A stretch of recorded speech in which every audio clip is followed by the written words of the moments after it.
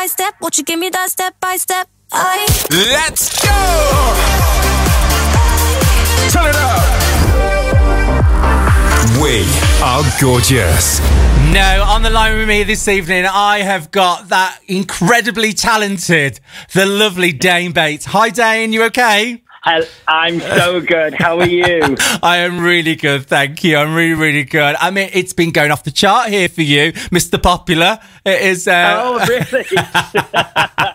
You've got a lot. You've got a lot of love and a lot of fans messaging in, sending you lots of good vibes, which I think is lovely. It's always nice. Oh, it's so sweet, so lovely. Thank you, guys. I love that. No, what I've been doing, Dane, so over the past kind of week or so, I've been basically watching everything that you've been putting on social media, following all different things, reading an awful lot about you and so on. I mean, wow. I mean, what a career you have had so far. I mean, I just actually can't get over it. Like, I was just telling the listeners earlier on, of course, you know, I know you personally. I met you about 15 years ago because we worked for the same company. 15 years it's been, hasn't it, I think? Yeah, about 15-ish. Back in the Haven days. And I was basically saying that firsthand, I've seen you before. I know what sort of dance you are. But from that moment, 15 years later, to the way you dance right now is just wow. I mean, what a career you've had in the world of dance. It's astonishing. I mean, did you know that you always wanted to dance when you were younger?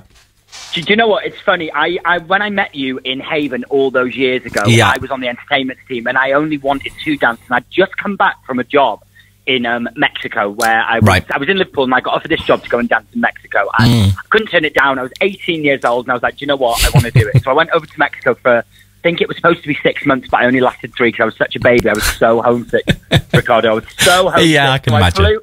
So I flew home after 3 months and then I was going off to dance college, but I didn't have anything to do for that year because I'd come home too late, if that makes sense. Yeah. That's why I went and worked in Haven where we met because I didn't have anything to do for the whole summer.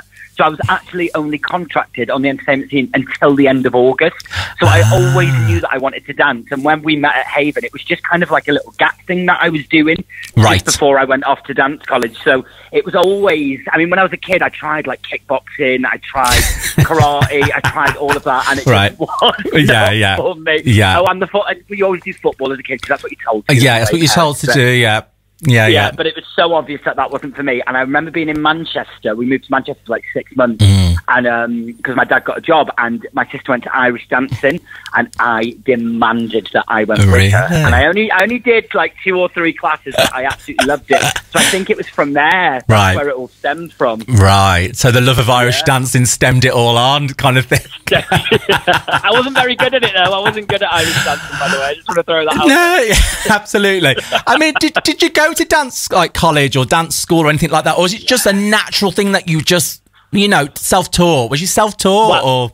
I did teach I went to those few classes in Manchester and that's all I did. And it got to about the age of 15, 14. And like I said, I'd done all the karate and all the kickboxing and it wasn't for me. And then I just joined like a little local dance. I was quite late starting actually because most people start really young, like 5 or 6, but I didn't start. So I was like 14, 15. I did a couple of ballet classes and jazz classes and it all stemmed from there and then ended up going to a community college in North Wales just to do like a BTEC type vibe. Right. And then obviously I went to Liverpool to do that 1 year course and that's where I got the job in Mexico. And when I was in Mexico I was like, right, if I'm going to do this I need to do it properly. So that's why I'd auditioned for that college and it was actually one in Leeds that I went to, but I was a bit of a, I don't know, I didn't enjoy Leeds as much. So then when I was in Leeds I auditioned for one in London so I get about a little bit.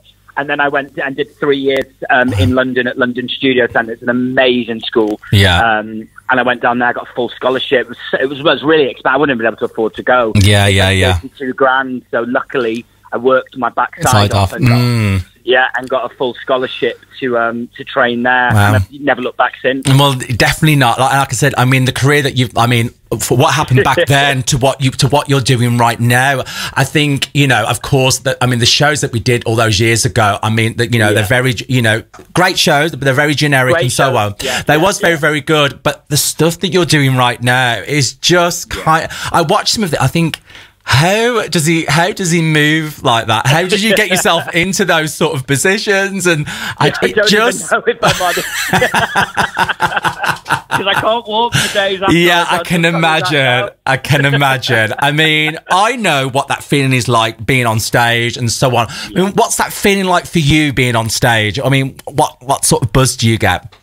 I mean, do you know what? Like, I have now. I choreograph and I create a lot more, and I get more of a buzz out of that now being a creative than when I was a dancer. Now I loved dancing. Don't get me wrong, and I did my good shows and I did my TV stuff and that, and I absolutely loved it. And it just felt like home being on stage. And I know people say that a lot, but that's exactly how it felt. It felt like I was supposed to be doing that at that time. Right. But now I've moved more onto the creative side of things. I just get so much more of a buzz out of it. I don't know why.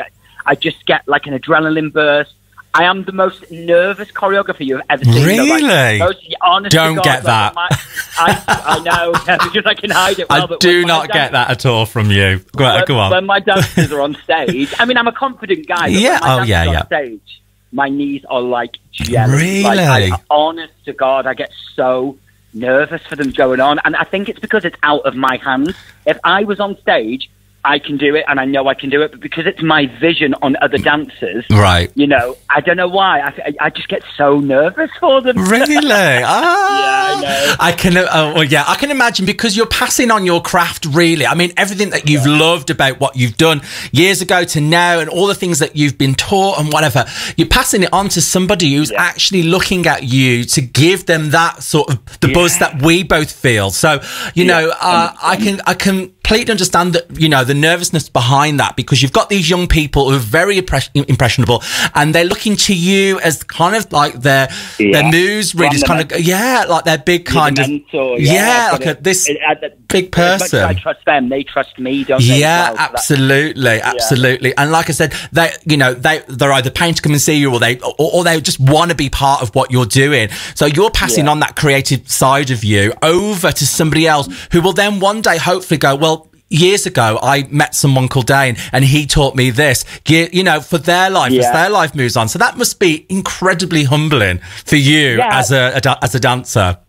My main girl from the first, I don't know if you saw the first series, I had the Dane Bates Collective. Yeah. Sasha is my main, and Sasha's was the Marilyn Monroe. Okay. She is like my prodigy. She's she's incredible. Yeah. And you know, she's in the West End now. She's in the Prince of Egypt, but she still works with me. I'm choreographing London Fashion Week in 2 weeks, and she is coming back to work for me for that. So, you know, even though these dancers move on and have their own careers, I always find that they always come back to me as well. Of course. Does that make sense? Absolutely. So there's that relationship there. It's really lovely. So, and all, you know, you give them the knowledge, you give them the tools, they go out and use it, and then they come back and work for you again. It's just a really, really humbling, lovely feeling. So you are right there, 100%. No, absolutely. And I think, you know, that's credit to you as well, that people keep coming back to you, because they must feel a certain way in your company, or, you know, the way that you hold yourself, really. I mean, that says a lot about any dance teacher that I've been a part of. I mean, I've been taught by loads of different people, and some have been amazing, and some have been like, I will never do that again, you know, sort of thing. And I remember, you know, being stretched to absolutely high heaven. I'm like, I can't do this. But can't do it. Leave me alone. I can't do it. You're literally breaking my bones. But then, like, some people be like, yeah, right, Kate, what you need to do, and all that sort of thing. So that's probably why people come back to you, because you probably understand where they're coming from. 100%. So, and I care as well. I care about you can see that. You can see that. They're like my family. Like, so, you know, I've really got all my dancers' best interest at heart, and I just want them to be the best that they can be. Yeah. And that I get a buzz out of that as well. And I like looking at. I went to Sasha's press night in the Prince of Egypt, and I sat there and I thought, you know what, I did that. Yeah. I know that sounds really bad. No, but I just felt like, you know what, I'm so proud of it, and I did that. But, you know, it made me feel good that I did that for someone. It's mad, isn't it? No, but that's what it is. You're passing on your craft. You're passing on your craft to these people that one day, when they are our age, they will remember you. You know, the way that we remember our sort of dance teachers, or the way that we got our experiences, they will remember what you gave them. So no matter what you will do now from this point onwards, and no matter who's in front of you, they always remember you. I've got a friend of mine, and he's a really, really great friend, and their family are just amazing. He had a class with you. He's called Tommy, and he's listening tonight. Little Tommy Hobson, yeah. So I've been chatting to him the other day. We're on about you, of course, coming onto the show and stuff. And of course, he is a very great dancer, But for me, when I met him, I was an entertainer at Haven, and he was this young kid with his family on holiday, and he was very shy, very, very nervous. And when he got the love for entertaining. Now he basically, he's a blue coat, and he's now going to work for Haven this year. For me, as an ex-entertainer and dancer, that's incredibly humbling. And then when I, of course, found out that you did this dance class with him and stuff, and he fed me back all this information, I was thinking, this is what it is, because you've gave such a positive experience from something that we love. It's just, I just can't big you up enough on it all. Honestly, I know, but don't get crying, girl. Don't get crying. No, but I'm just so proud of you. I really, really am. I appreciate that a lot. The things that I've read, you really put your career head on when it comes to setting up your own brand. The things that I've seen. Yeah. So, I know how much hard work goes into setting something up. How much hard work has it been setting up that brand from the scratch? From scratch. Do you know what? It's still going on now. I'm still hustling every single day. Really? My life motto is, and if anyone's listening tonight, I just want to say, you can do anything you want to do in life. Yeah. You just have to work for it. I came from absolutely nothing. I'm a single parent family from a council estate, and I have grafted and worked and worked, and I still continue to work every single day. I'm nowhere near where I want to be, and you're making me feel really humbled. But in my head at the minute, I'm like, I've still got to do this. I've still got to do this. There is so much more left in me to do, and I won't stop until I get it. And do you know what? I think as well, it is hard work, don't get me wrong, and there are sleepless nights, and there are times where I've been on a flight to Dublin, and then from Dublin I have to fly straight out to Dubai. And I know it sounds glamorous, but when you can't shower and you've got to go from here to here to here to here to here, work, and you've got to be on the top of your game when you're delivering these masterclasses and the choreography to these brands, it is a tough life. But on the flip side, it's doing something that I absolutely love, and I feel really lucky that I have found something that I happen to be quite good at, and I love it. And even if I wasn't that good at it, I think because I love it so much, I would work to make sure I was good at it. And it's a mentality, isn't it? Absolutely. It takes a lot. It does take a lot of hard work, but I'm still doing it now. As soon as we put the phone down, I'm going to carry on my business. Of course. Someone's messaged in by the name Lee from Manchester saying Dane is one of a kind. Stuff like that must really kind of pick you up and kind of push you more, and to kind of do more with what you're doing. When I read stuff like that, I think, wow, I just love it. I do love it. I really love that. No, it's Lee, lovely. Lee, whoever you are, Lee, we like you. We love you. We love you, Lee. The pictures that I've seen, and of course, in a little bit of videos here and there, you have worked with some amazing people, and one of them that stands out the most for all of us here at Gorgeous FM is, of course, the lovely Cheryl. It's gotta be Cheryl. It's gotta be our Cheryl. She is amazing. I love it. So, do you know what? I've got a video on my Instagram on the first series, stopping the TV show and just crying her eyes out and saying, Dean, you're a legend. And honest to God, whenever I am feeling down in life, watch back that video and I'm like, you know what? I am doing the right thing. I am doing it right. She's an incredible force as well. She's come from sort of the same sort of background, and then kind of went on to be in this humongous girl band. But you can always see her passion in dance, always. And when I ever watched her on shows and so on, and then of course when I saw the relationship between the both of you, and what was that like as an experience being together? She's just so understanding. she's so down to earth and so understanding. Yeah. And do you know what? It's funny. Obviously, I did 2 years on the show with the Dane Collective, and the second year was the Brothers of Dance. But I didn't go to the audition. I just sent the boys, and I did it on purpose. Okay. The boys. So I went to the auditions for the first round for the Dane Collective. I was in the audience. I was on the VTs. But on the second show, I just sent the boys and never went. Just to see what would happen. You know, I didn't want it to be like, oh, he's got back in again. Da, da, da, da, da. Yeah, yeah. And she never knew they were my boys, and she obviously picked the boys to be on her team. And then obviously after she found out that they were mine, she sent me a message saying, oh, really? Do you know what? I knew they were yours, but not from knowing they were yours, just by the way the choreography spoke to me. Yeah. I just felt the connection the way I did with the first. She's so down to earth and so lovely and just gets on with it. There is no drama. I love her. We love Cheryl. We love our Shez. If you're listening, Shez, you never know. She might be. She might be bored tonight. She might listen. We love you. We love you. Bless her. No, I can imagine. And of course, you've met Oti as well from Strictly Come Dancing. Yeah, Strictly Come Dancing, Oti Mabuse. I did the launch of her. So obviously I did the show with her, but I was never on Oti's teams. But she's always so lovely, got the time for you. She will speak to you if she's got, that type of person. I love her. She reached out. Well, she just opened the Oti Mabuse dance studio in London, and she reached out to me and asked me if I'd come and do the launch with her. So I taught at the launch of her studio.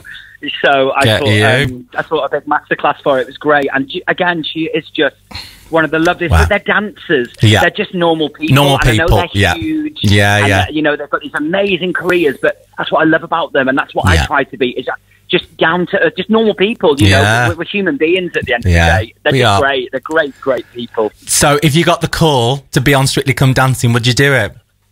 Of course I would. But I'm not very. I don't think I'll be able to do the ballroom. You would. Well, I do it. I just have to get Oti to teach me. But that's what I mean. On the panel. That's my next thing. I want to be on the panel for something. I want to be a judge. Oh well, yeah. I mean, that would be good as well. That'd be really, really good. You never know. You never know. The way you are smashing it at the moment, you never know what could happen. Well, I want my own show. I'd like my own, like a dance type vibe. From Abby Lee from America. I'd like my version of that in the UK. So if any TV producers are listening, I can be the sweeper upper. Can I be on it as well, please? Well, you can be the receptionist if you want. You can welcome people in. Thanks, Dave. Love it. Thank you. You're welcome. Anytime. You have been an absolute treat. Thank you so much for joining us here at Gorgeous FM. Honestly, I wish you so much luck and so much love for whatever you do next. I cannot wait, and I am one of your biggest fans. Thank you so much. I really do appreciate it, and lots of love. Hopefully I'll see you at Birmingham Pride. You will do. I'll be there in my pink shorts. I'll be there. Amazing, lad. Thank you so much. Lots of love. See you soon. Bye. Go! Let me run the throwback classic from way back. 90s pop and R&B with Ricardo. This is Gorgeous FM.